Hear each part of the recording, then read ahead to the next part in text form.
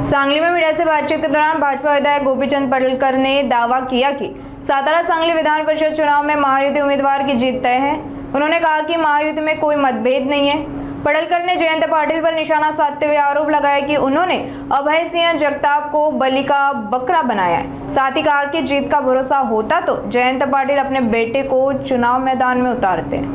स्थानिक स्वराज्य संस्था सातारा सांगली विधान परिषदेच्या निवडणुकीचं मतदान प्रक्रिया आज पार पडते आहे आणि हे मतदान करण्यासाठी भारतीय जनता पार्टीचे जिल्हा परिषद सदस्य आज जुना राजवाडा जे जुनं कलेक्टर ऑफिस होतं तिथं जे मतदान केंद्र आहे तिथं सगळे पोचलेले आहेत आणि या निवडणुकीमध्ये महायुती एक संधपणे माननीय मुख्यमंत्री देवाभाऊ आणि दोन्ही उपमुख्यमंत्री यांच्या नेतृत्वामध्ये लढती आहे।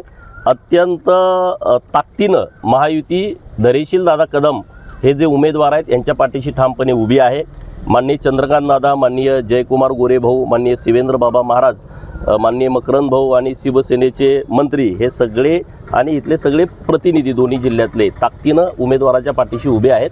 त्यामुळे खूप चांगल्या फरकानं आमचे उमेदवार निवडून येतील अशी परिस्थिती निर्माण झाली आहे। जिल्हा परिषदेच्या सातारा असो किंवा यामध्ये महायुतीमध्ये बरंच रुसवे फुगले, या इलेक्शनच्या निमित्तानं सगळे रुसवे घरामध्ये रुसवे फुगे असतात, हे जिवंतपणाचं लक्षण आहे। वैचारिक वाद विवाद असणं आणि तो एका क्षणाला आल्याच्या नंतर मिटणं हे चांगलं लक्षण आहे। त्यामुळं काही वैचारिक विषय होते ते वरच्या लेवलला मिटलेले आहेत माननीय मुख्यमंत्री महोदय आणि दोन्ही उपमुख्यमंत्री बसून। त्यामुळं कुठलाही वादविवाद महायुतीमध्ये आज या क्षणाला नाही आणि इतर पण मंडळी बरेच हे भारतीय जनता पार्टीच्या विकासाच्या अजेंड्याच्या सोबत येण्याचा विचार करते असं एकत्रित ऐकिवात आहे। महायुतीचा उमेदवार विजयी होईल असं वाटतं का?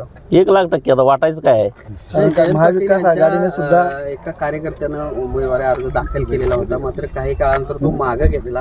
कसं मुळामध्ये तुम्ही समजून घ्या, जयंत पाटील हा बळीचा बकरा बनवतो कुणालाही। जयंत पाटलाला वाटत नाही का त्याच्या पोराला आमदार करावं?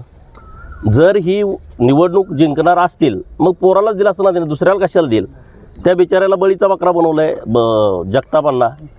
तुम्ही स्वतः घरातच द्यायची ना उमेदवारी, त्याला लॉन्च करायचं आहे आणि आता 29 पर्यंत दुसरी कुठली निवडणूक नाही, परंतु त्याला माहीत आहे की त्यांच्या जवळची पण लोक फुटणार आहेत। त्यामुळं ते ह्या भानगडीत पडत नाही, परंतु वातावरण निर्माण करण्यासाठी त्यांना ॲक्टिंग करावी लागते। ह्याला जाऊन भेटलं काहीतरी पुडी सोडायची, काहीतरी कुचकं बोलायचं, वादविवाद निर्माण होईल असं नारादासारखी भूमिका मांडायची, हे त्यांनी गेल्या 8 दिवसामध्ये केलं।